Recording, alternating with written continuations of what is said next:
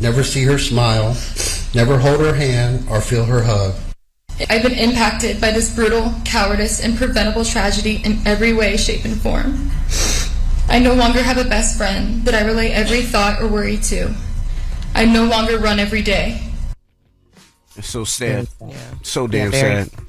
Very sad, but just on a positive note that that family has had some justice in regards to that case. Now, moving on, elsewhere in news, a report on sexual allegations involving Matt Gaetz will not be released, at least not for now, and not legally. President-elect Trump's nominee for the head of the, Department of Justice, Florida Congressman Matt Gaetz, has faced allegations on sexual misconduct, including alleging having sex with a 17-year-old girl. Now, lawmakers on both sides of the aisle called for the report of the Florida congressman to be released. House Speaker Mike Johnson had urged the Ethics Committee to keep the report under wraps since Gaetz has already resigned from Congress. Now, a hacker has reportedly already gained access to those documents in an investigation. Of course. So, a file reportedly included sealed documents from the House Ethics Committee and Justice Department, according to the New York Times. Internet cybersecurity expert Alan Crowitz says it sounds like an inside job, and the information will likely be leaked and shared by a reporter. Hey, colleagues, let's hear more from Internet cybersecurity expert Alan Crowitz. So in this case, it does sound a lot like somebody internally is trying to damage somebody and send something out. If you remember, the biggest leak that we had with the government, was Snowden, and that was an internal person who sent stuff out. You didn't hack it, so you're not a part of the crime. Now, I'm not a lawyer. There might be something like you are complicit after the fact in hacking, but as far as I know, there's nothing technically illegal about getting something that somebody else hacked. Yep. Well, there you have it. And of course, yesterday, the Republicans in the House Ethics Panel, they did vote to make those findings not public. So, of course, those documents will remain sealed, at least on a congressional level. But, the people know how to get what they want. Absolutely. Yeah. All right. So I'm like, do we have time for one more? No, it is 6:10. All right, well, let's get into it. At 7 o'clock, we will talk more about what's happening with DEI. Yeah, things in the diversity, equity, and inclusion space. Getting a little sticky, so we'll talk more about that at 7 a.m. All right, and everybody else, get it off your chest. 800-585-1051. If you need to vent, phone lines are wide open again. 800-585-1051. Get it off your chest. Phone lines are wide open. It's The Breakfast Club. Good morning. The Breakfast Club.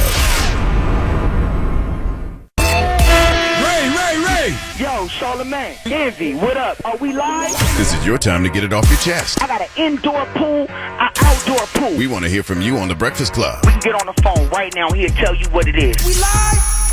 Hello, who's this? D Mills, man. What's your name? My name is D Mills. They call me D Mills. I'm a professional boxer. What's up, D Hey, Mills? D Mills, what's up? Get it off your chest, brother. I just want to say happy birthday to my son today. He just turned 10. Okay. Happy birthday, baby boy. Yeah, he a beast. Football, basketball, baseball. He an athlete just like his daddy. That's what it is. All right, brother. And I also want to say I'm a professional boxer. I'm 17-0, 9 KOs. I'm looking to get a good, big fight. I've been managing myself, promoting myself, Anybody want to fight? I really want to fight Jake Paul. Wow.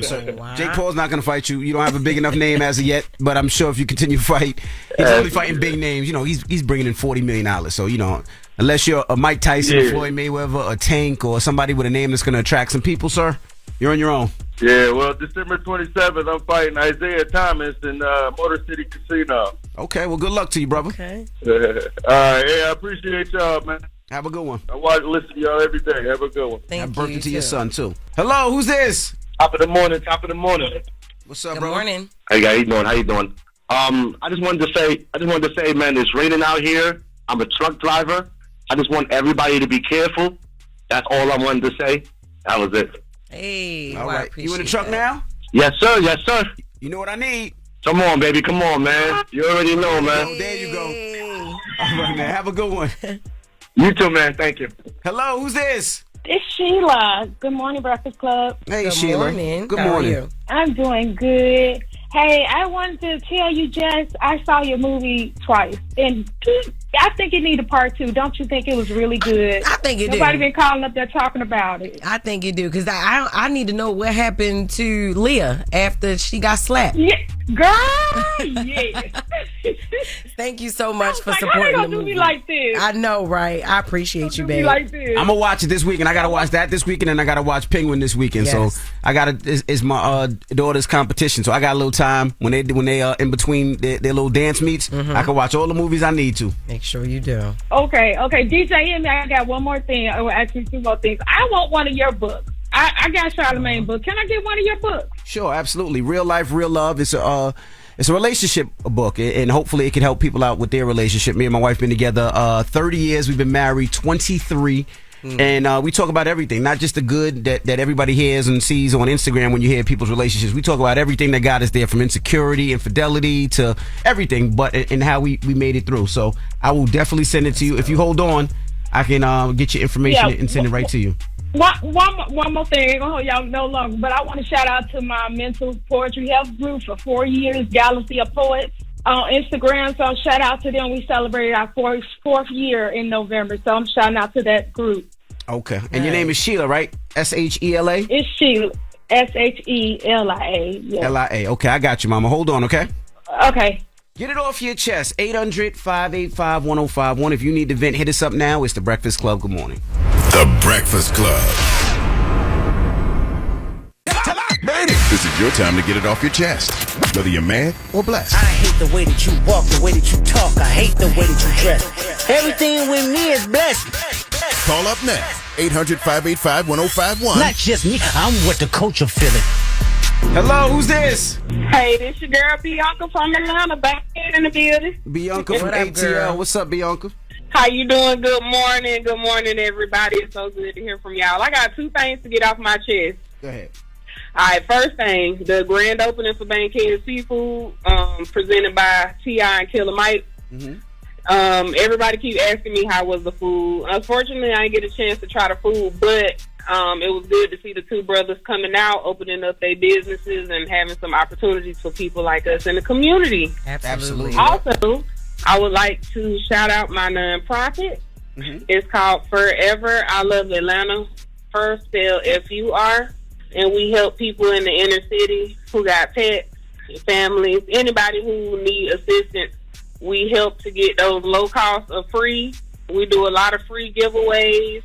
We support a lot of the AT-aliens like me who like reptiles and just who like the animal life. I used to be an animal control officer, so this is my way of giving back to the community. I'm looking to link up with other people and connect and be able to collab on some events.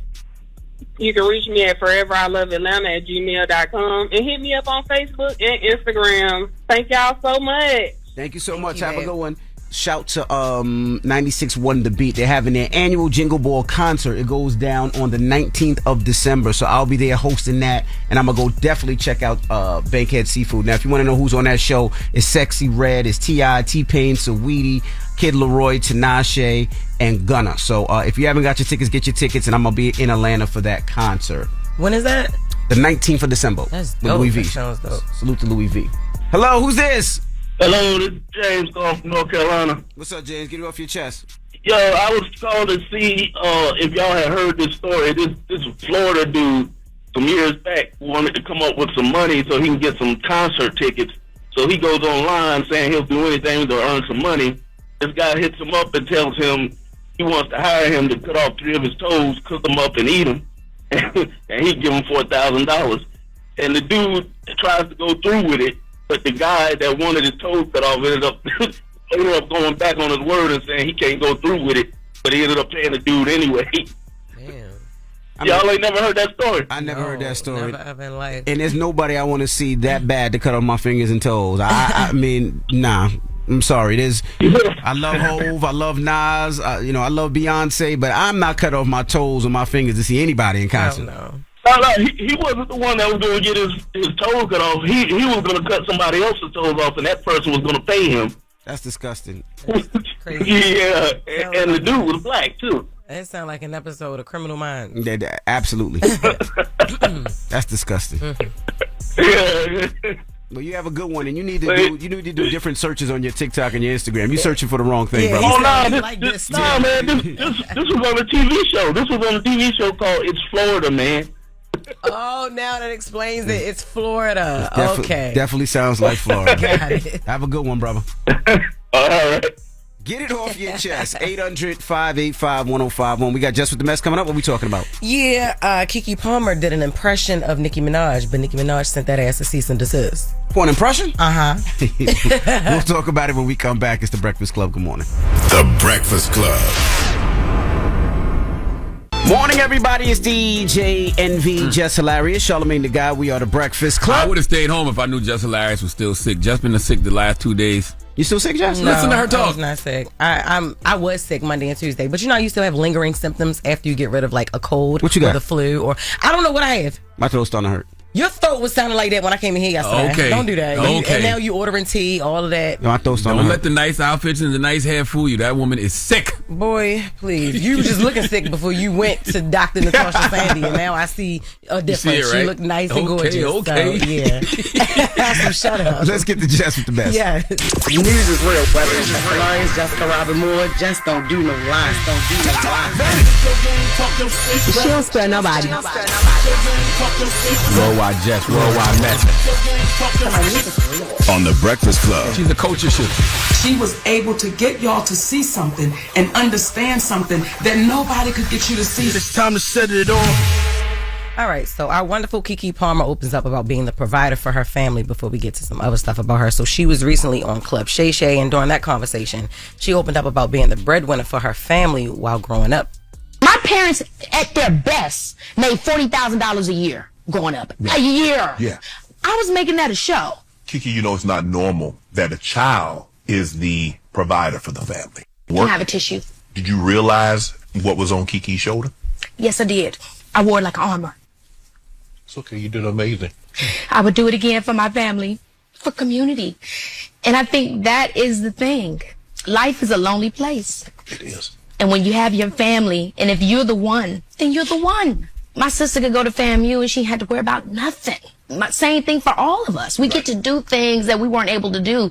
And I wasn't the only person that sacrificed, but yes, a lot of it was on me. And it's just one of those things where I feel like I could be sad, but why? I gained so much more than what I sacrificed. And Keke been acting since she was 9 years old. You know, she's 31 now. So what's she saying? She missed her childhood? Is that what She's saying that's just a lot of pressure for her. Yeah, to be so young and have to provide for her whole family. And being the whole, being a breadwinner. And she said she's not the only one that had to sacrifice, but she was young doing that. And, and that's just what she's still doing now. She the only person that I know that's 31 and she acts 62. I swear. Keke always act like she old as hell. Yes. I saw Keke yesterday, actually, matter of fact. Yeah. They said she was up here. Let me tell you something, though. I feel Keke pain because I don't care what age you are. You're going to always cry when people ask you for money. That's right. Lord have mercy. That's right. The requests are incredible. Bring tears to my eyes every time. I can't believe they would ask me for so much.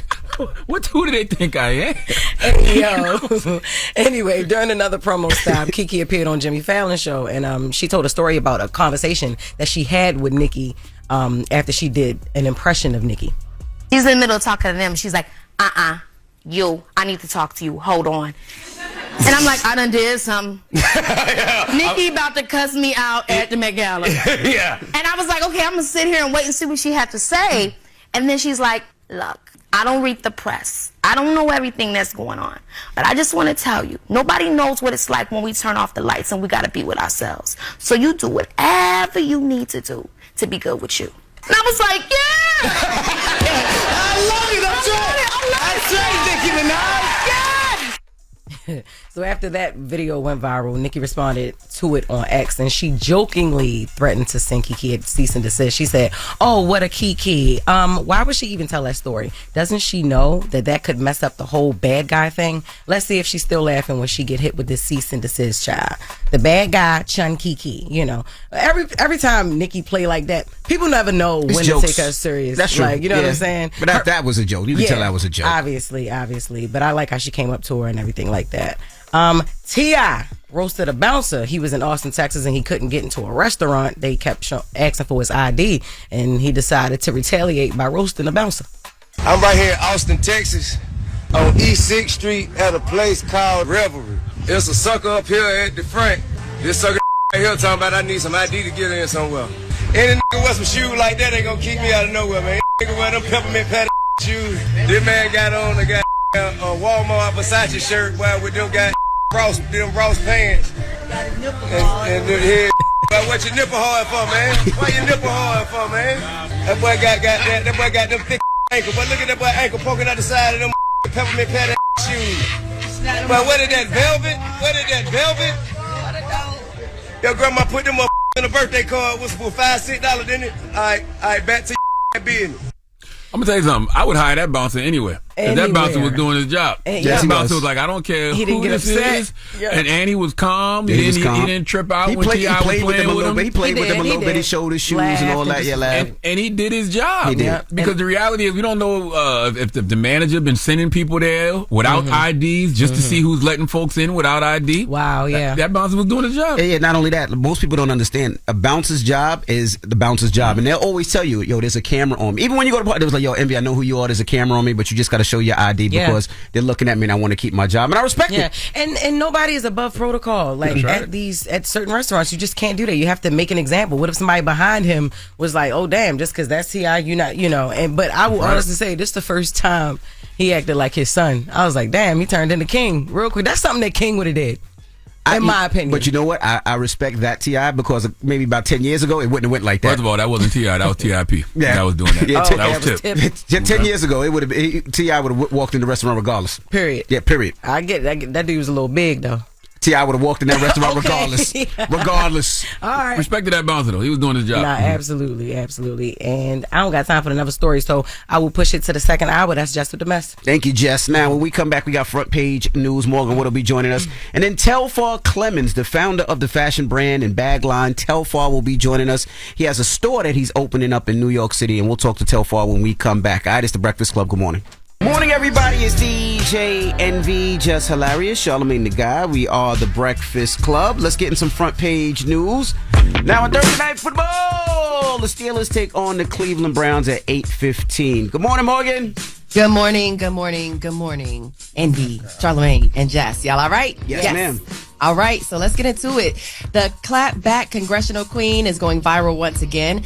During a Dismantle DEI Act hearing, Texas Congresswoman Jasmine Crockett defended DEI, which stands for Diversity, Equity, and Inclusion. And she spoke passionately about the definition of oppression after Representative Michael Cloud, a Republican out of Texas also, proposed to eliminate federal DEI programs. Let's hear those comments from Congresswoman Jasmine Crockett. Oppression is the prolonged, cruel, or unjust treatment or control. That is the definition of oppression. And so as I sit here as a black woman who practiced civil rights, let me tell you the reason that my colleagues wanted to make sure you understood the same black history that your side of the aisle wants to delete out of classrooms is because you can then misuse words like oppression. There has been no oppression for the white man in this country.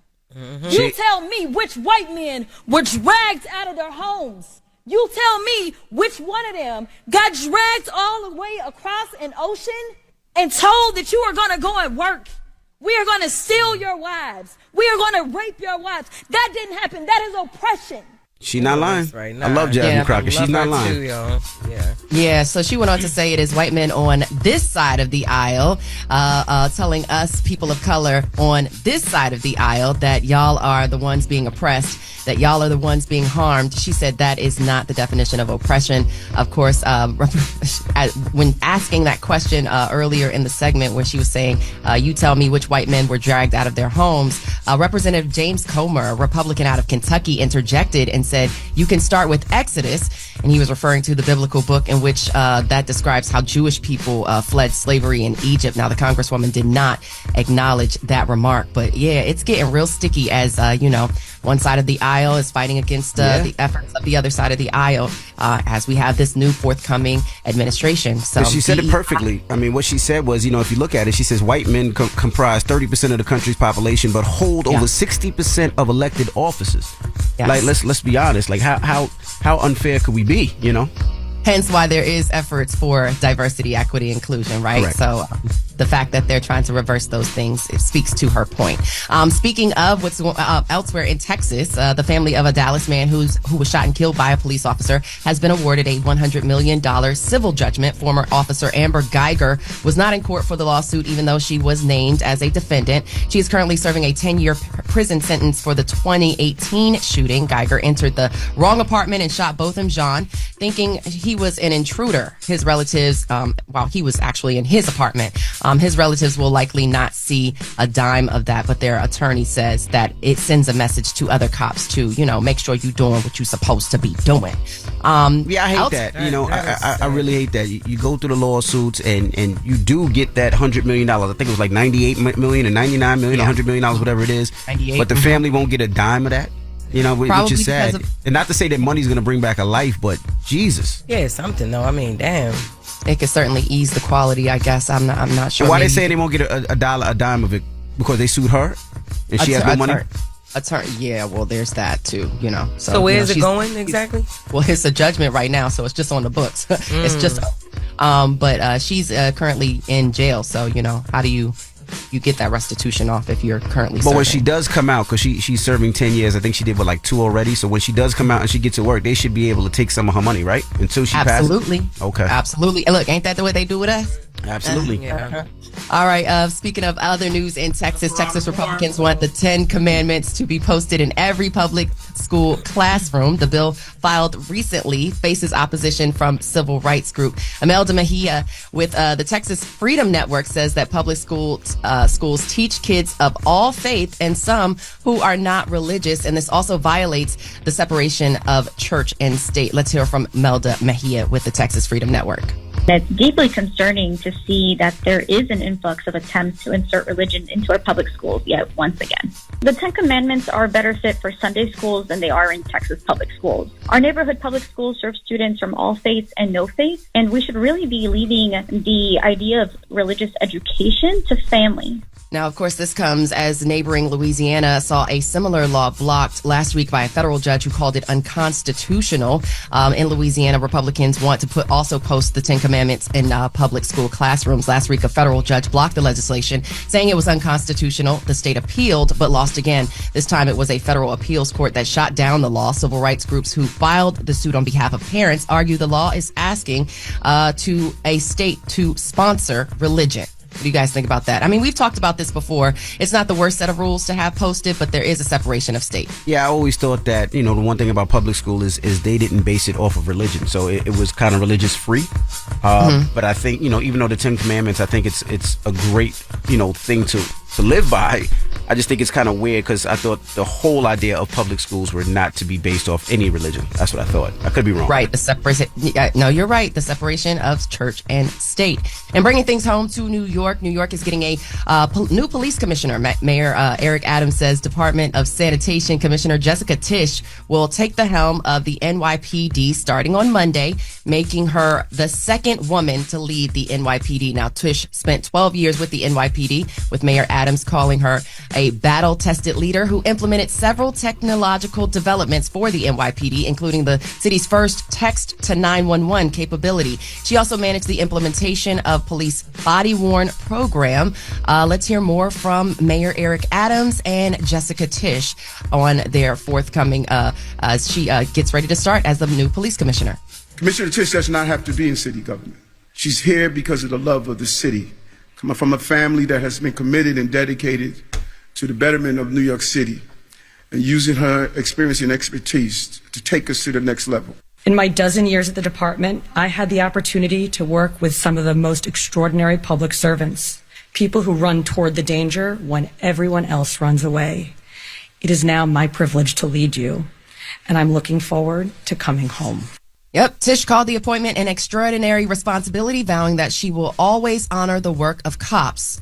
The work cops do on the streets. So, New York, you've got a new police commissioner. There you have it. That's your front page news. I'm Morgan Wood. Follow me on social at Morgan Media, MorganMedia.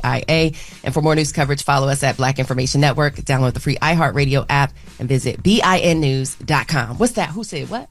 All right. Thank you, Morgan. Now, when we come back, Telfar Clemens will be joining us. Of course, the founder of Telfar Bags and Apparel. He opened up a new store. That's right, a brick and mortar store in Manhattan. We're going to talk to Telfar when we come back, so don't move. It's The Breakfast Club. Good morning. The Breakfast Club. Morning, everybody. It's DJ NV, Jess Hilarious, Charlamagne the Guy. We are The Breakfast Club. We got a special guest in the building from Queens, New York. Queens, get the money. And he got a lot of it. Ladies and gentlemen. Sure did. Telfar Clemens. Welcome, brother. Hey, what's up? What's up, Breakfast Club? Good morning. How you feeling this morning? Yeah. I feel good. I'm glad to be here with y'all. Lots of new things going on. Yes, it is. I'm back in being to a Manhattanite. So I'm like, lots of cool things are coming to the city. That's right. So, I had to come and drop y'all off with the newest news and all the new things. What is the newest news? Well, please? First off, November 23rd, the Telfar store opens. Congratulations. In New York.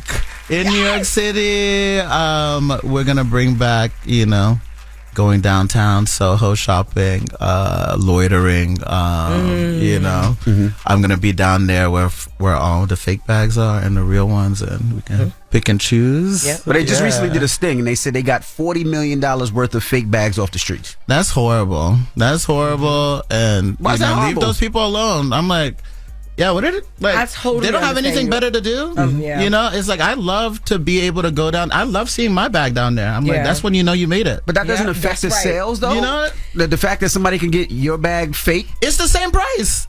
I know that's right. It's the same price. I know that's right. I made good friends with all the bag dealers down there. They're very sweet men.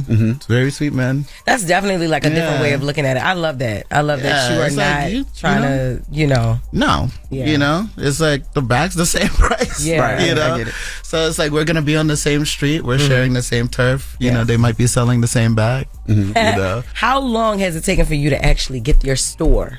You've been talking about it for a while. Yeah, I dropped the news actually here 2 years ago. When I said it, my team started like scrambling to try to do it, and we were like, wait, if we're gonna do it, we need to really do it. It shouldn't be a pop-up. So this isn't a pop-up, and it's on the eve of the 20th year anniversary of this brand, which is really cool because this is what I wanted to do, the whole time, because this is the type of brand that is 360, that you need to kind of experience everything together in one place. It's tying back to the TV station that we have, Telfar TV. So a lot of the people that come to the store will get a chance to be a part of that TV process, and that's where all the new runway shows are gonna be. And it's just like, the clothes are made for a certain type of person, and like the stores that exist, that person isn't really like catered to. I'm a unisex brand. There's not that section in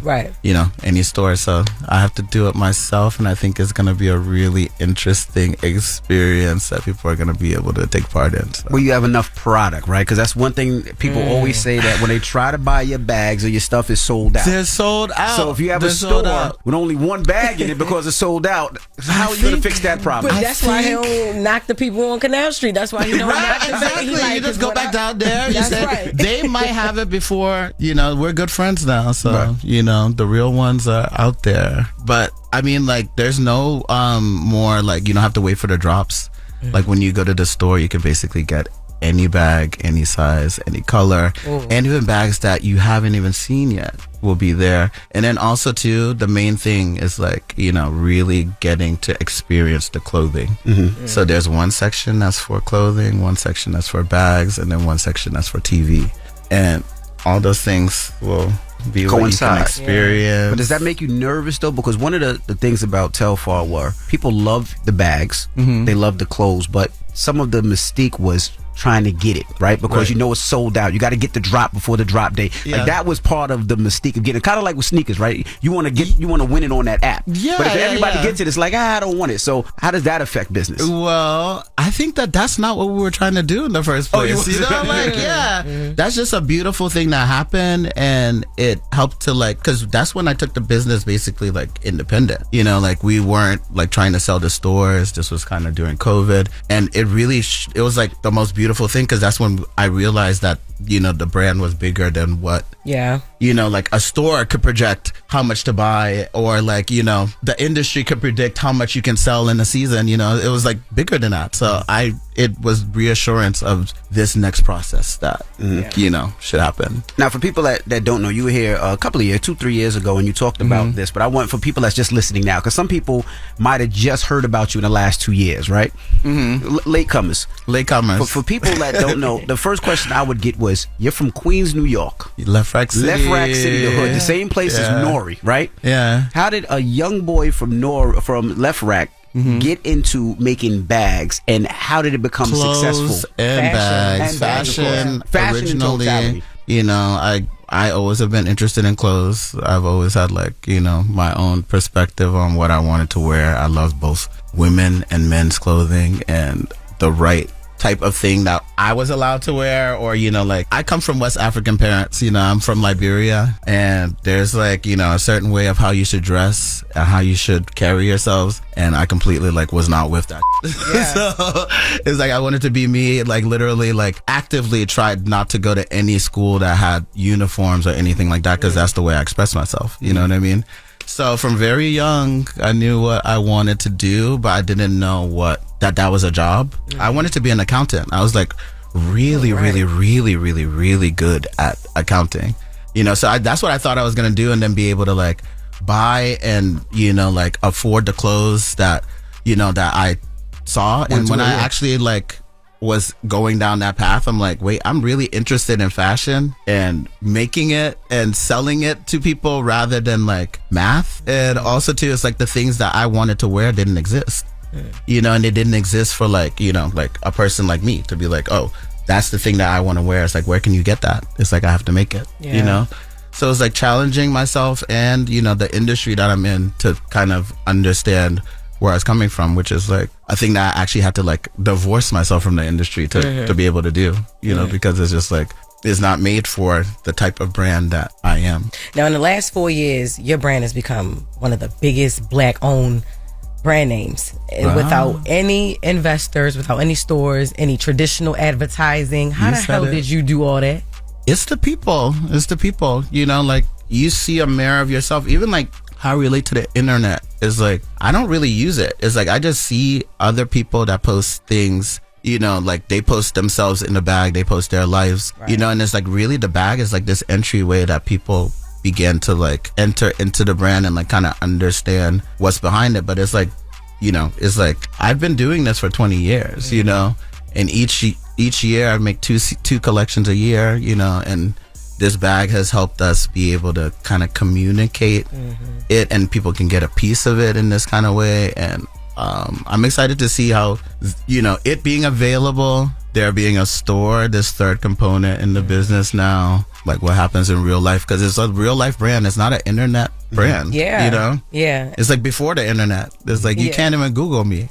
All right, we got more with Telfar. The owner of Telfar, the bag and clothing line. When we come back, it's the Breakfast Club. Good morning. Morning, everybody. It's DJ Envy, Jess Hilarious, Charlamagne the Guy. We are the Breakfast Club. We're still kicking it with Telfar Clemens, the founder of the fashion brand and bag line Telfar. Now, Jess? Yeah, it's Telfar. One thing I noticed is you never change your prices. Even when everything, because listen, I'm gonna be honest with you, I didn't buy one until I seen Beyonce with it. I got really Telfar bags. Yes, I got latecomer. Yeah, I am. I definitely was a latecomer. I'll admit, but I just love the fact that even with that, all the recent success with everything, you still have not skyrocketed your prices some designers do. Money doesn't buy style. Money doesn't buy style. The brokest people are the flyest people ever. Always been. That's where style and culture isn't bought. You know what I mean? That's again, latecomer attitude. You know? And I really that's the person that I want to be able to be in things. It's I'm not necessarily it's broke, but it's just it's not a challenge. You know what I mean? It's if you're gonna try something new that you haven't ever worn before, never tried before, type of thing you never seen before, it's you should be able to get it, test drive it around, get 3 colors of it. That's right. Throw it away, give it to your friend, take it back, take it wash back. It in the washing machine. You know what I mean? That's it's right. That's the type of fashion that is fashion to me. People for a long time thought Beyonce was an investor, right? Me? Yeah. Who thought that? I seen it online because she wears the bag. So people be like, Beyonce just don't wear anything. She has a lot of investment, like in both my brain knowledge, just like that's a person I've followed my entire life. Like that's like legend icon. Also too, just like the Knowles family, like Solange was one of the first people to ever wear a Telfar bag and have a Telfar bag and like have me participate in like a project that she's doing. So it's like just the sweetest, most beautiful people. So if they're investors, yes, in that sense, yeah, in that sense. But I think like everybody's an investor in that sense. And how did you meet that family? How did you meet the Knowles family? Through Solange. Through Solange, yeah. Like we met each other. We did a project at the Guggenheim when she was like doing her album rollout for A Seat at the Table. Yeah. I had just gotten back from Europe. Loved the album. She was asking me to do this thing at the Guggenheim, which was like really cool. This one of a kind, one time performance.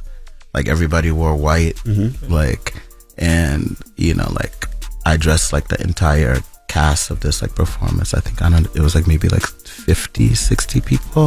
That's dope.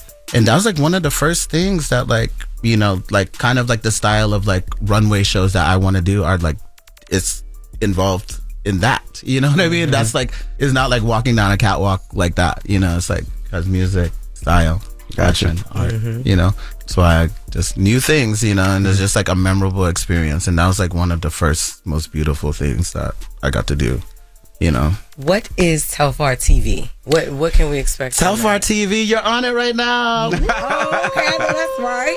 It's an interactive public access experience that's kind of very similar to like the energy that you see online and in all of our videos that we make, but I think in more long form, I would say. And also too, it's like you can add things to it yourself by posting your own videos on it. I think we're building it right now. I think with the TV station and different projects that are coming out, and just like, being here right now, I record every day of my life. You have a camera on your glasses. So that's glasses. Wow, that's dope. So each time that you see me with these glasses, you get to be a part of this experience that is Telfar TV. Yes. So you always a fly on the wall. Yeah, I'm a fly on the wall. I keep my mouth shut.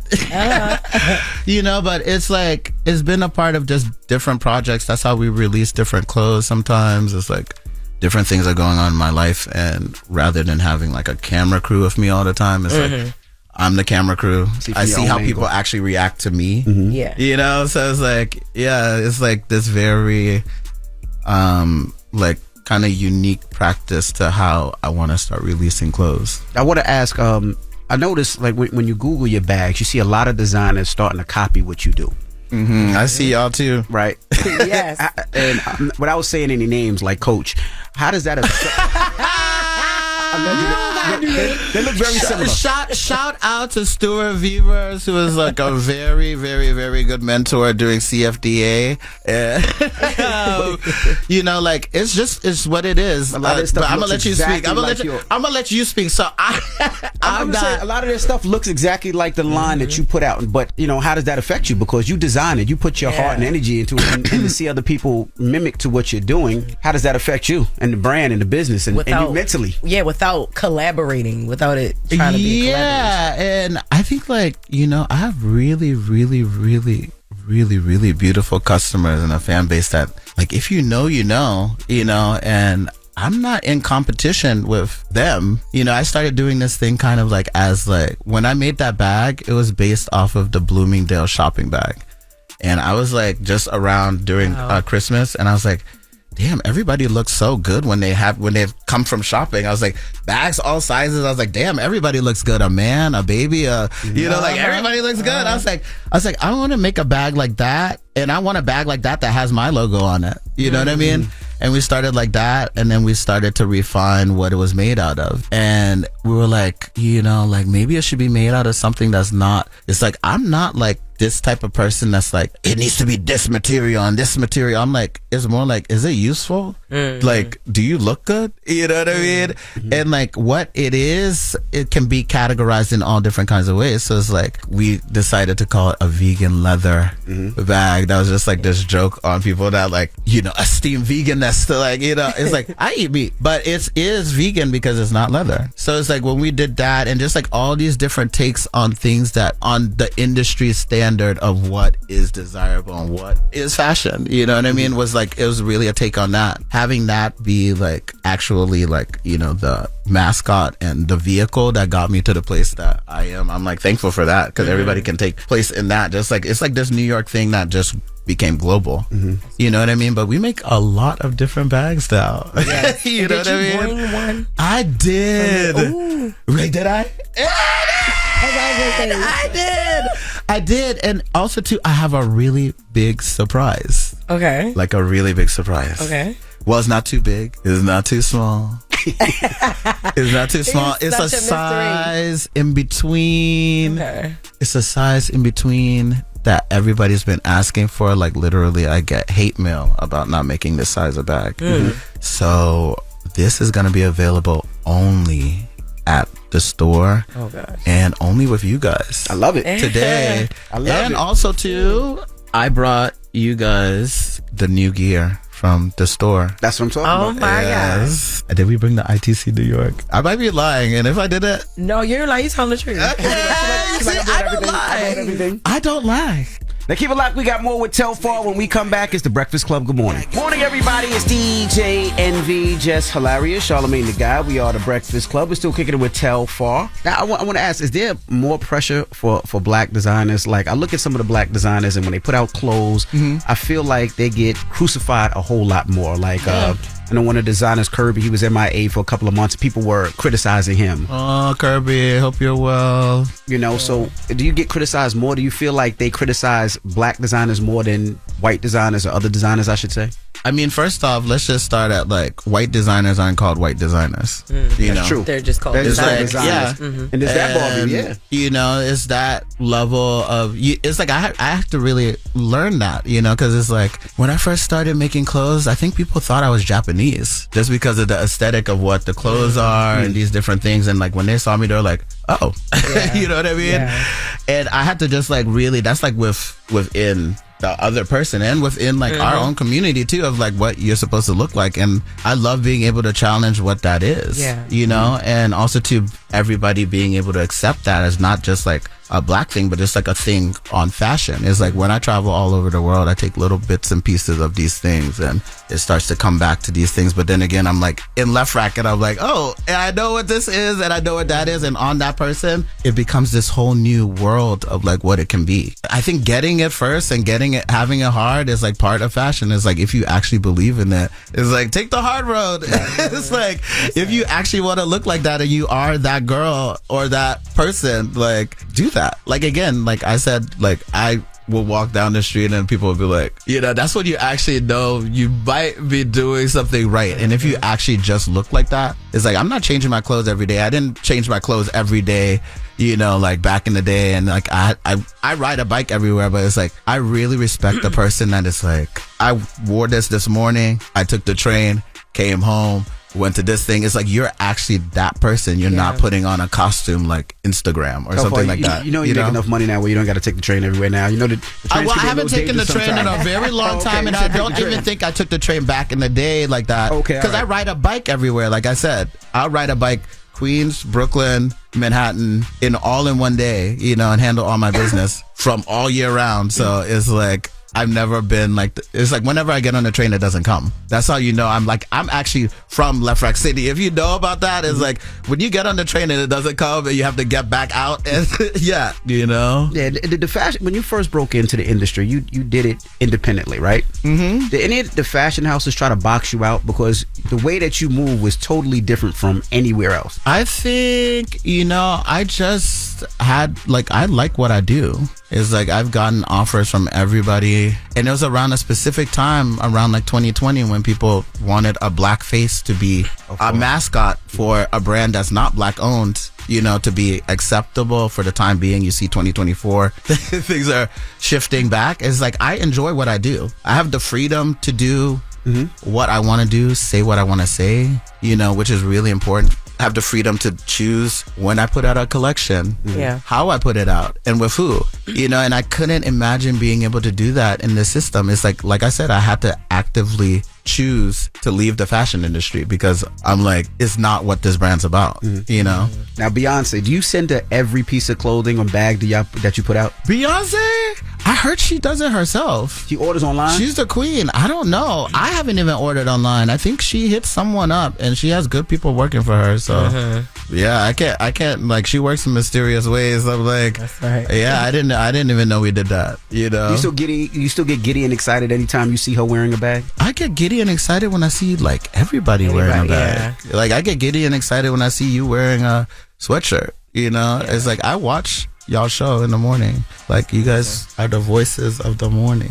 My wife stole the sweatshirt, by the way. I just want you to know that. Yeah? Definitely stole that sweatshirt. Well, November 23rd, you can come down to the store. Get another one. 408 Broadway at Canal Street. We're bringing downtown back. We can loiter. You can try some shit on. Absolutely love him. Oh, wait, the gift! Okay. Yes. As Telfar starts bringing in the gifts.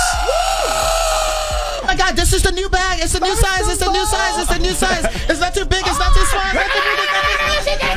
It's medium. Thank you so much. Yes, and it's available only at our store for only a short amount of time. So, like, you gotta get it. You can only get it at the store. Maybe we'll put it online. Do you think we should put it online? Yes, hell yeah. It's the size everybody's been asking for. Yes. Yes. Thank you so much. Oh, you're so welcome. And also, Envy, I got you a sweatshirt. I love it. Thank you so much. Let's see. ITC New York. ITC New York. You see, you can get the Canal Street look. Just like DJ Envy. And check out the back. Check out the back. Check out the back. Okay. Check out the back. Tell us what that says. Tell us what that says. 408 Broadway, New York. 877 Sexy Bag. Yes. You can call to request a bag for those of you at home that can't make it to the store. November 23rd is the opening of the store, but hopefully the store will be open forever and many years to come. So don't all come the same day. What do you expect? You're having a block party. Don't all come the same day unless you're with the and then let's do it. Now tell us about that day. So you're doing a grand opening, you're doing a block party in the back, opening. and you're doing something for people to perform, right? Oh my God, damn Envy, what? Okay. I mean, you perform, and if you win, you get a free bag. How you know I'm not gonna be out there performing?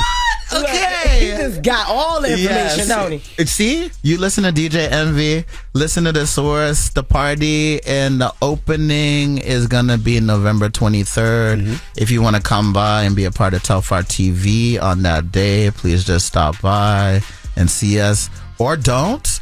And come the next day, the 24th, or the 25th, or the 26th, or the 27th, or the 28th, or the 29th, or the 30th, I don't think or you'll the be open on the 31st, or the 32nd. I don't think you'll be on the 34th. But on Christmas. Yeah, it's like, I think we might be, like, I want to do really interesting things with this store. It's not all about shopping, so sometimes we'll have a TV show being taped there at the same time. Maybe we'll be shooting a music video. Maybe we'll be having a drink. But yeah, I just want things to work differently. And yeah, I'm excited. I am too. I'm happy. Happy to be here for breakfast. That's right. And where did the name Bushwick Birkin come from? Where did that come from? Damn, Bushwick it came from the internet. I'm like, damn, Telfar shopper. Like, why everything gotta be related to a Birkin? Like, who's this woman? Like, why do y'all want that bag?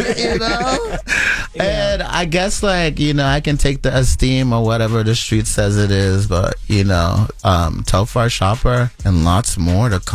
That's right. Yeah. Thank you so much. Well, we appreciate you for joining us. November 23rd. Yes, November 23rd. It's the grand opening of the first store, Canal Street and Broadway. And make sure you head out there. There's going to be all types of things given away. There's going to be a lot of fun. There's going to be performances. And go out there and make sure you support and purchase somebody. Your fans and your supporters, they don't play about you. I don't play about y'all either. I don't play about y'all either. This is your store. Please come and bless it. Treat us well. Let's let the city be what it used to be. Well, it's Telfar, Clemens. We appreciate all the gifts and everything. Thank you so much. She can have that on tomorrow. Jess with the Schmedia. Jess with the Schmedia.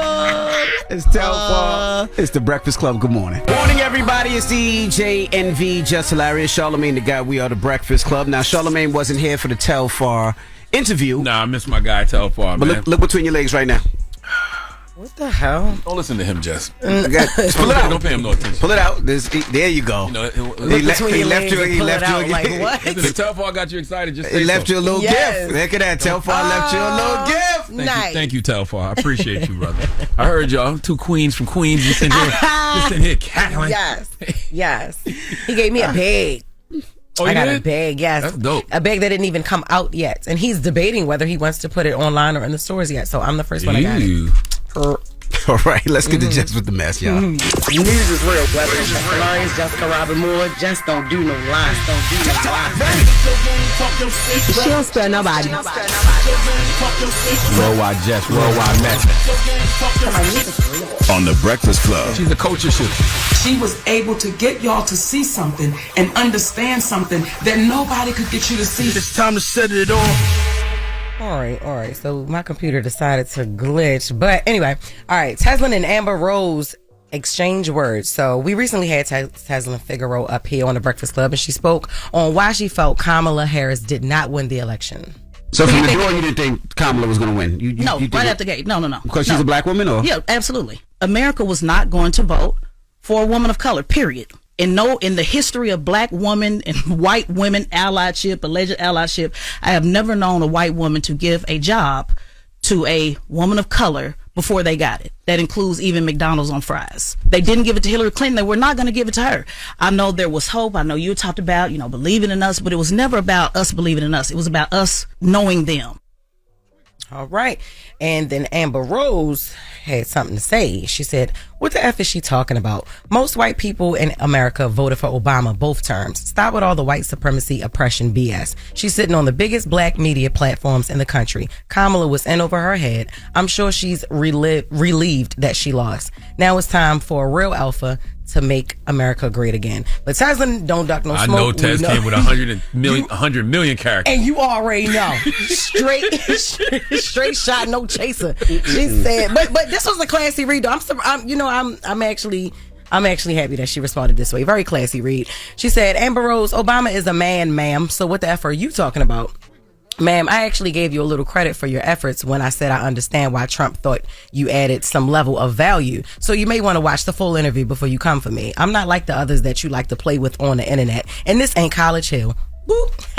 I school people like you with ease. So relax and follow your fellow Trumpers' advice and stop being emotional. And before you respond back, I invite you to go live with me to discuss anytime. She loved to discuss. The live. She definitely loved the live. She loved a live to discuss. Tess ready. Yeah, and Amber is not. So I just think that she need to just chill. Did Amber reply? No. Oh. That'd be a good debate. I'll be here for that. I'll be here to watch Teslin versus Amber just because I like chaos. Right. But I just think, how you turn to Michael Jackson just now? What the hell was that, Jess? Hey, yo, shut up, yo. But no, that'll be something that I would be interested in seeing. I really, honestly, I said this before, I'm gonna say it again. I just think it'll just be Amber is such an airhead to me. Yeah. With the public school, that's forehead ass. I just don't. I can't get past. I can't get past how airheaded she is. I just don't understand why go back and forth. Her guy is in. Her guy is in office, so there's no reason to even respond to anything. Well, I feel like that on both sides. I know people are going to be debating about why the VP lost for a long time, but guess what? To your point, Donald Trump is president. He's in. And right now, Republicans are organizing, strategizing, plotting, planning, while, Democrats are just sitting around debating why the VP lost. It's time to get to work. That's right. I don't agree that's why she lost, what Teslin said. I just don't think she had enough time. I think it's just a couple things, but I don't think that we're never going to see a black woman president. Or a woman president, or a woman president at all. But and that's what I keep saying. Like, the VP had 74 million votes. She had the most votes of any Democrat, the second most votes of any Democratic presidential nominee ever. Yeah. She did that in 107 days, raised over $1 billion. Exactly. She ain't got that. Was her campaign flawless? No. Is she a flawless candidate? No. But she don't got nothing to be ashamed of. Exactly. She lost to somebody who's been running for a decade. And say pretty much been running all his life. You know the Trump name. You know, and to say what you want, you just not. I can't think of too many times. Probably one other time in my lifetime that I've seen a presidential candidate be a cultural force. Yeah. The way Trump is. Yeah. Yes, it's just a fact. Him, Obama, and Clinton in my lifetime. Well, Trick Daddy on Diddy parties is doing an episode of his cooking show. He was with Miss Pat, and he talks about why he didn't attend any Diddy parties. Did you go to Diddy parties? They don't invite no like me at Diddy parties. My homeboys will rob that all. Put your up and raise your hand and drop your money in your wallet in his basket. I ain't gonna invite no Diddy party. I'm not a Diddy party ass. I'm not that kind of dude. Don't get it twisted. I feel sorry for Diddy. Not only that, but I'm gonna tell you, I feel sorry for hip hop. I feel sorry for the black culture, and I feel sorry for people that prejudge other people, because when they see who's on these tapes, when they hear the allegations of the other people that's co-conspiring, my business. I don't want to know who on that tape. I know it's gonna come. You ain't gotta want to know. It's about to come out. Hey, yo. Damn. Yo, you see how you went from... I ain't never been to a Diddy party. I robbed that. Put your hands up. Put your penis up. But yeah, but I feel sorry for Diddy and anybody that's on them tapes here. Yo, that is so funny to me, how people just can't not say nothing about it. I think it's hilarious. I just want to know how you put your pee up. Like how you just put it away so y'all tuck it? Put it up and put your hands up. I'm a rob you. Some people like when it's tucked. It's like, now it's really a party. What are you talking about? Stupid. I'm done. Meek Mill also recently had a meltdown about alleged Diddy parties. But you know he can't type. I don't even know. I don't even need. Man, why you be on Meek, man? I'm just saying. Meek Mill had a meltdown over the Diddy party. He did. He wished him the best while he was in jail. That's what he said. He wishes him the best, y'all. I just thought he said no Diddy like a few days ago. He did last week. He said it, but he may have recanted that. Like, you know what? I was in my feelings that day, and I just wish you the best. Because him and Diddy still cool, I presume. You know, they probably still cool. I'm sure not. Hold on, wish him the best about what now? Give me some context. What's going on? I wish him well. I wish him well. Oh, so why he in there? Oh, so he said the no Diddy thing, but then he must have had a change of heart and said, yeah. "I wish you the best." But okay. Even when he said that last week, I just felt like that was something to say. I just felt like Meek was just being Meek, and he just said it like, whatever, just throwing something out there. I think Meek was upset that they would keep connecting him and Diddy together. Like they keep connecting him in parties, and they got a picture in matching outfits. Meek, just put out some music, bro. Yeah, that's better. Stop. Put out some music and just stop talking about you in any type of Diddy situation. Yeah. Like, what is? I don't understand. Like the only nobody's keeping this alive more than Meek. Yeah, like we just be sitting around minding our business, not even thinking about it. Look, his tweet said they putting black men in jail off stories. I wish Puff well. He's a black man. I hope he didn't do most of the S. They saying he did. Why y'all so scared to talk? Y'all must got ish in the closet. My past, the streets, is nothing to hide. That's because he types with no punctuation, so it's like a long run on sentence, but I hope I did well with that. But yeah, he just wished him well. He's a black man in jail, and he hope he didn't do everything that they saying that he did. Yeah, that's put out music, Meek. Rap.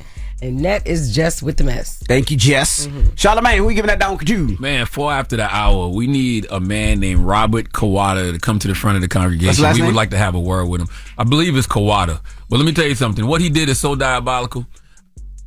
Put it like this. I didn't know they had abortion pills, but we'll discuss. All right. And then after that, Jess Fix My Mess. 800-585-1051. What? You just heard your name and you was like, what? No, abortion pills. Anyway, go ahead. 800-585-1051. Jess Fix My Mess is after that. It's the Breakfast Club. Good morning. Your execution on the donkey of the day is something to behold. Is it a read? He gave me donkey of the day and I deserve it. People need to know. Well, you need to tell them. I am. You have the voice. Tell them. Tell them. It's time for donkey of the day. It's a read, but you're so good at it. You trying to be a fake ass Charlamagne. There's only one Charlamagne to go. Damn, Charlamagne. Who you think the donkey of the day to now? Well, Sexy Red, donkey of the day for Thursday, November 21st goes to a 43-year-old man named Robert Kawada. He's from Brookline, Massachusetts, and he is absolutely pro-choice. I think. See, pro-choice is when you believe that everyone has the right to decide when and whether to have children, but what about when you want to make the decision for said person? What do you call that? What do you call it when a grown-ass adult wants to make the decision for another grown-ass adult on whether or not they should have a child?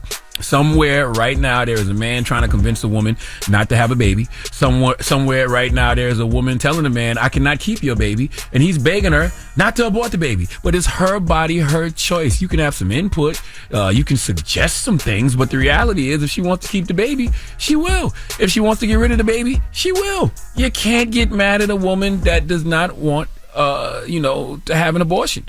Okay, you should have thought about that before you decided to go raw. All right, you knew you was riding that horse without a saddle, and you made a conscious decision to shoot her club up. Felt good the night of it, didn't it? Huh? Felt good, didn't it? Huh? Baggy jeans, wallaby clogs, pretty women. You put it in them, shot up in them, deadly venom. Now you wanted to have an abortion. Okay, I know a woman who got pregnant. The man convinced her not to have it. When they was leaving the health center, they got in the car, and when he turned the car on, the first song on the radio was Usher, There Goes My Baby. Woman burst into tears. Now she's traumatized. She can't even listen to Usher. Didn't go to his residency in Vegas. Didn't watch the Super Bowl performance. She don't even go to church anymore because it's Usher's there. The moral of the story is abortions are traumatic. Okay, they are traumatic when you get them intentionally. So imagine what happens when you get one against your will, when someone forces one on you. What do you mean, Uncle Charlo, when someone forces one on you? Well, let's go to Channel 5 Boston for the report, please. Robert Kawada wearing a surgical mask when facing a judge on several charges, including attempted poisoning. The 43-year-old from Brookline is accused of tricking his pregnant ex-girlfriend into taking iron supplements that police say were actually misoprostol, pills to end pregnancies. It's alleged that the defendant would also check the victim's mouth by pulling on the victim's cheeks to ensure she had consumed the pills according to his directions. Prosecutors say Kawada also set up a supposed fake nurse who called the victim and advised her to take the pills Kawada provided. When the victim suffered a miscarriage in May, she called the nurse's number. At that point, she discovered it was an internet-based phone number, which she now believed was a fake number, and the person who had called her from that number she believed to be a fake nurse. Searches on Kawada's cell phone included misoprostol dissolved, misoprostol when does fetus pass, and telephone voice changer. Robert, this man is diabolical. This is what Big Worm was talking about when he told Smokey he wasn't applying himself. There is nothing a human can't accomplish when they apply themselves. This is a devilish, wicked, evil, ungodly, unholy scheme that he came up with, and it worked.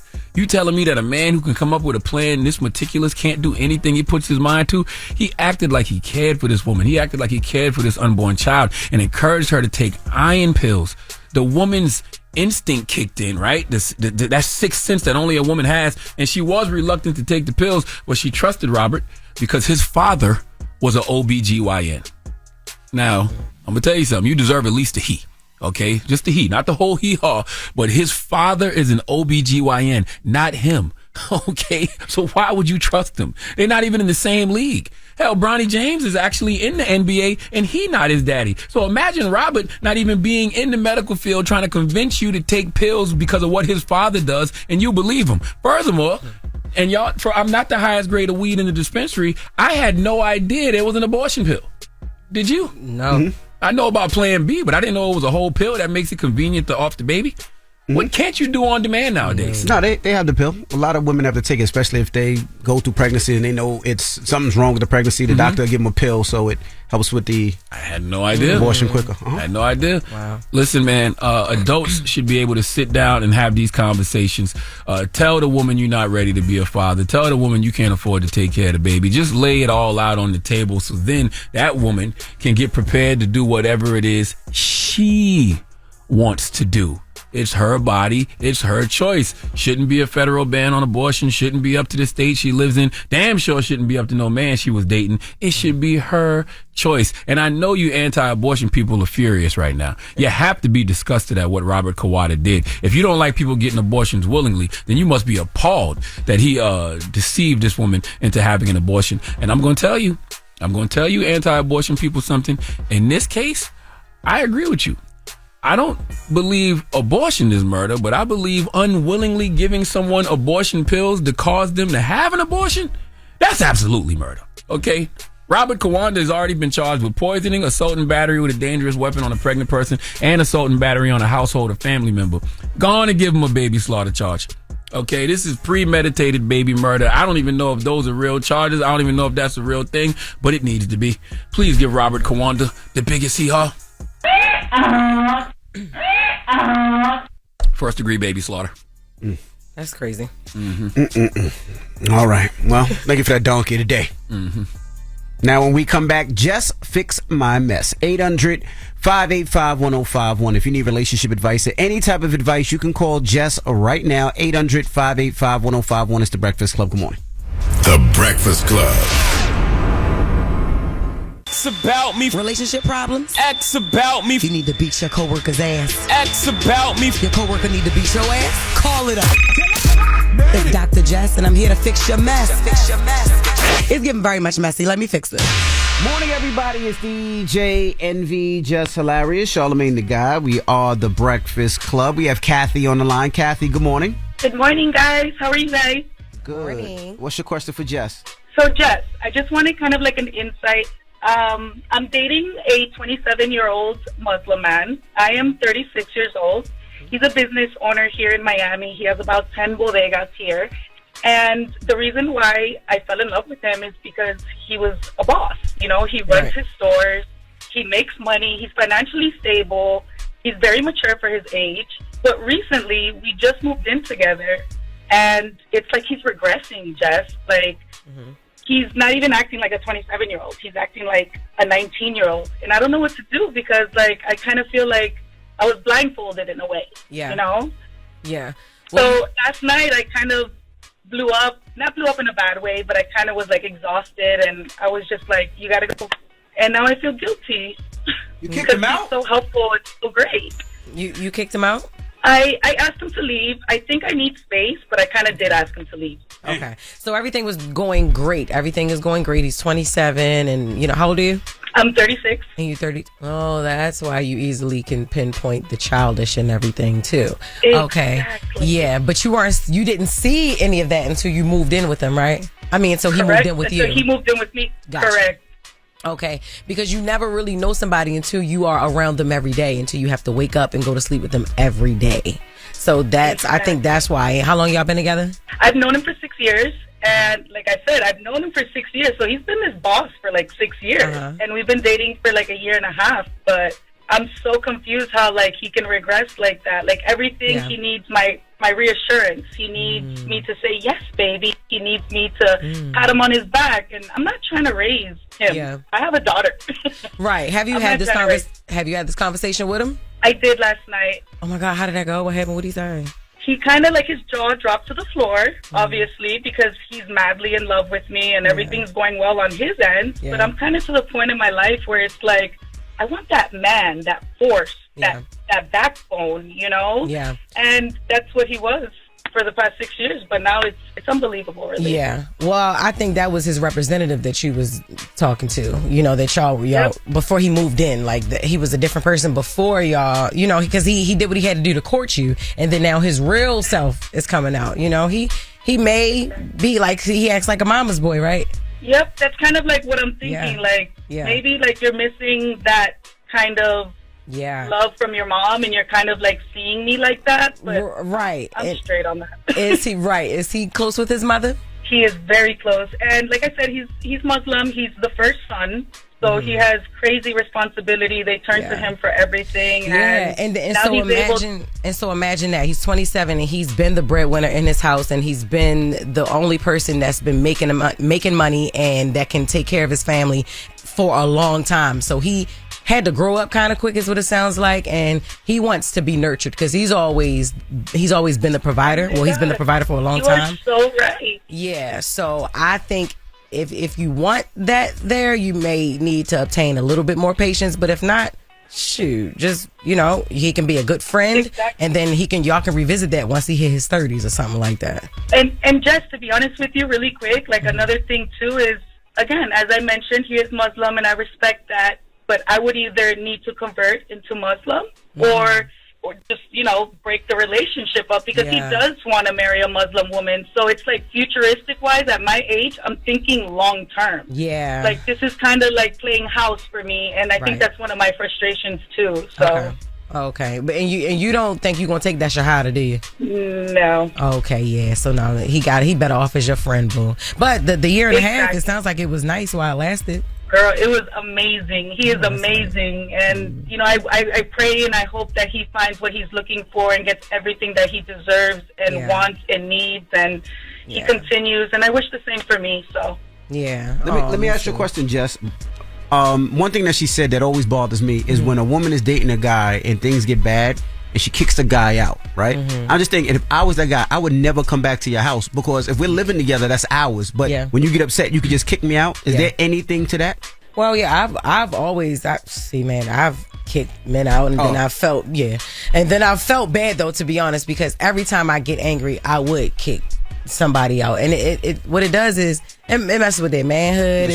It messes with your pride, your dignity, and your integrity as a man. And you like, yo, I don't need want nothing else to do with you. I won't come back there. Yeah, I won't live there. I exactly. ain't leave my toothbrush there again because you're gonna kick me out. Exactly. All of this because she don't want to be Muslim. She don't want to give up that slow roasted pork. That's what that is. First of all, that is what not... is you, Dominican? What are you? Oh my God, ma'am. No, I'm Colombian Trinidadian, and I don't eat pork from my culture. Not religious. So thank you. Whatever. Period. Thank you, boo. But just so that you guys know, really quick, just so you guys know, I didn't kick him out.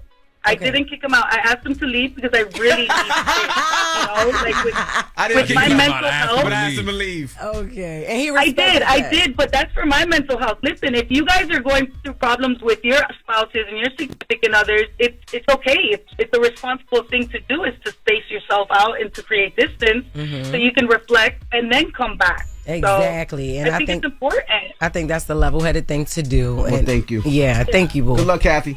Thank you, guys. Take care. Don't work too hard. All right. Peace, Kathy. 800-585-1051. Jess Fix My Mess. Call us up now. It's the Breakfast Club. Good morning. Me. Tell it.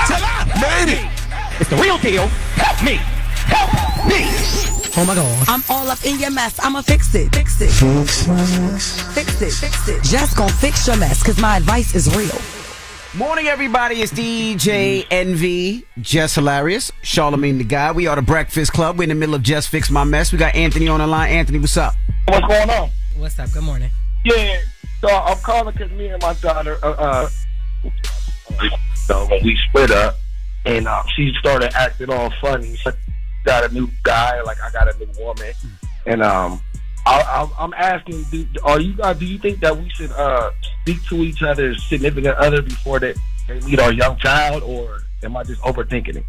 How do y'all feel about it? You're a parent, so you can never overthink something like that in that capacity. Do you feel like that your child's mother would ever bring your daughter around somebody that will harm her, or do you fully trust her with your child? I mean, I do. I trust her, but you just never know. I just feel like we should, meet with each other's significant other before we, get our child involved in something like that. And then, see, this is the thing. Sometimes it's not a relationship. Like, do you know it to be a relationship? Like, sometimes she can just be talking to somebody. Do you think that she should run everybody past you? Like, or even... No, not at all. Yeah. Not at all. But if you got a guy staying at night and, oh, yeah, absolutely. With my child. Yes, I absolutely do not think you're overthinking it. I think that should be mandatory, that I need to meet who is in and out of the house around my child when I'm not there, for sure. Is she giving you a problem with that, or are you just asking me before you take it to her? No, she's just giving me a problem with it. She's just telling me like she a grown woman, she could just do whatever she want to do. Are y'all over each other? Be honest, because you're anonymous. Yeah, well, we over each other. I'm doing me, she doing her, but we still got a child that I see every single day, and I don't want to be dropping my child off if you got a man with you, and I don't know you got that man. You just never know, Yeah. While you're right about that, she could be perceiving it in a different way. She could think that you still have, like, she could think that you're bitter, like you just want to cause havoc in her relationship, or maybe it's the guy that don't feel like he need to meet you. You know what I'm saying? It's just something there, because the reason why I asked were y'all over each other is because that shouldn't be a problem if y'all are not intimate at all, or if y'all don't have feelings for each other way in the back of your mind, or in deep down in your heart. That shouldn't be an issue on either side. Right. Yeah. So what about one more thing? she gave my number to her significant other as well without even asking me first. How do you feel about that? I think that's definitely a boundary that shouldn't have been crossed. She should have told you, or she should have asked you, is it okay if I give such and such your number? I mean, why did she give the number? Does your child go with him? I have no idea. Yeah, that's a great question. See, yeah, I don't know. See, now I'm about to be like, court, because she sound like she a problem. Right. Okay. Yeah, definitely consult the courts. All right, I appreciate you. No problem. Thank you. Jess Fix My Mess, 800-585-1051. Now we got Jess with the mess coming up. What we talking about? Yes, Chad Ochocinco and Sherelle Rosado, they broke up, right? But don't nobody know why. She just came out and told everybody why. Okay. All right. We'll get into that next. Juicy. It's the Breakfast Club. Good morning. The Breakfast Club. Morning, everybody. It's DJ NV, Jess Hilarious, Charlamagne the Guy. We are the Breakfast Club. Let's get to Jess with the mess. News is real. Whether it's Jess Hilarious, Jessica Robin Moore, just don't do no lies. She don't spare nobody. Worldwide Jess, worldwide mess. On the Breakfast Club. She's a culture shifter. She was able to get y'all to see something and understand something that nobody could get you to see. It's time to set it off.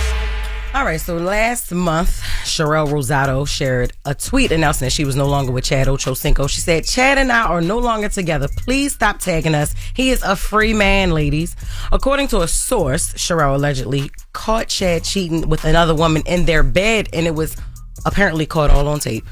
And the rumors there have been rumors the whole time of him cheating on her throughout their whole relationship.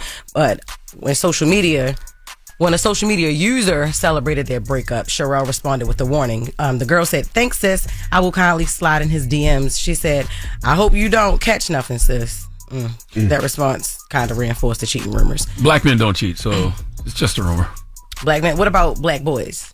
Black boys definitely cheat. They don't know no better yet. They ain't grown up. Okay. Well, he should know better by now. Damn. Chad Ochocinco. He need to be like, who's that guy that just got his wife back? The black man. The judge. The judge. Judge. We need to see more of that when men mess up. Judge Mathis, right? Mathis. Yes, Judge Mathis got his wife back. Yeah, he got his wife back. Yeah, he got his wife back. They happy now. We ain't heard nothing since. Right. He ain't called nobody a crackhead since. I'm talking about like he is living his life. They going to church. Everything. I love that.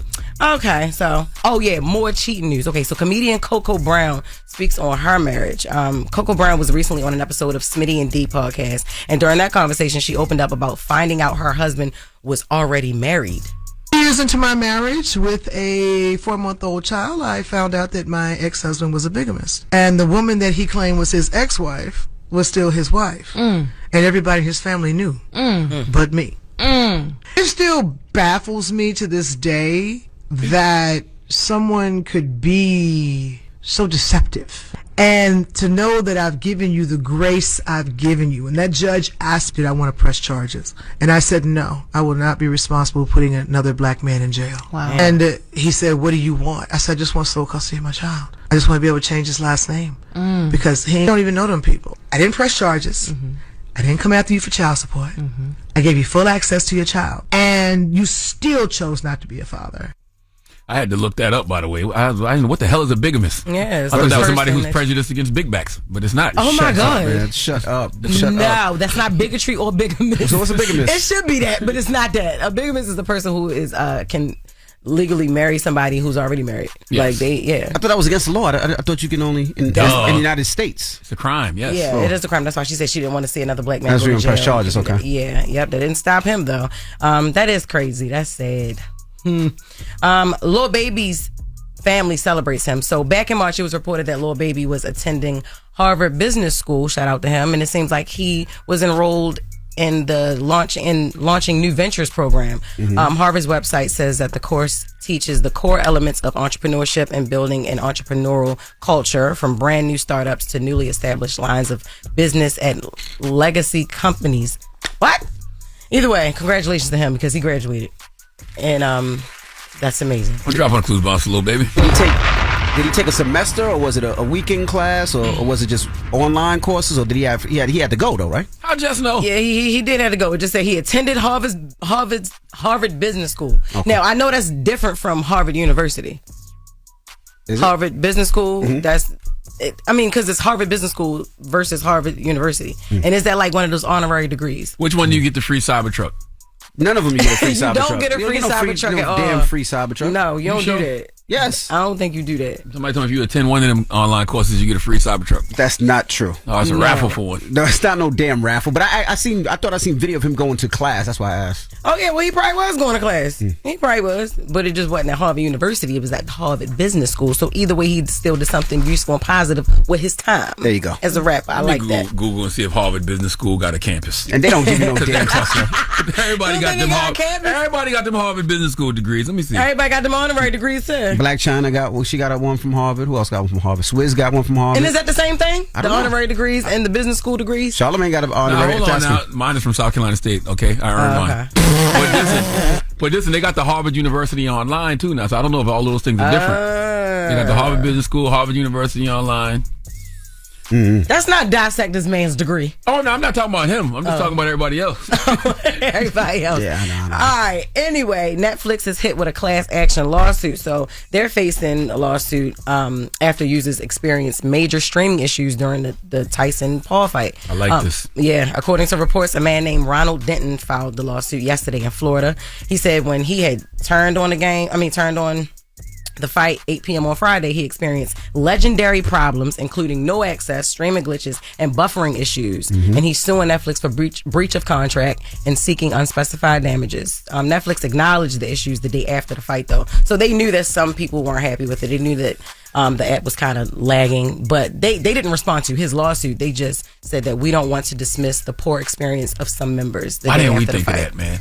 We could have did a Breakfast Club class action lawsuit against Netflix. They'd have settled with us quick. I don't know how much you could get because it didn't. You still got your Netflix account and you didn't buy it for the fight. You just had Netflix and the fight was part of it. It don't matter. I still pay I pay every month, and if being that I pay every month, you're providing me an experience that you're not providing me. So it was one thing. So what's probably gonna happen? They're probably gonna send you back 50 cents because it's gonna be like just a portion of your Netflix account. Just like you ever get a dime back from AT&T when they did a class action lawsuit and they send you I don't know why you hating on these people lawsuits. Let these people cook. All right, you're right. Good luck to you, son. Good luck.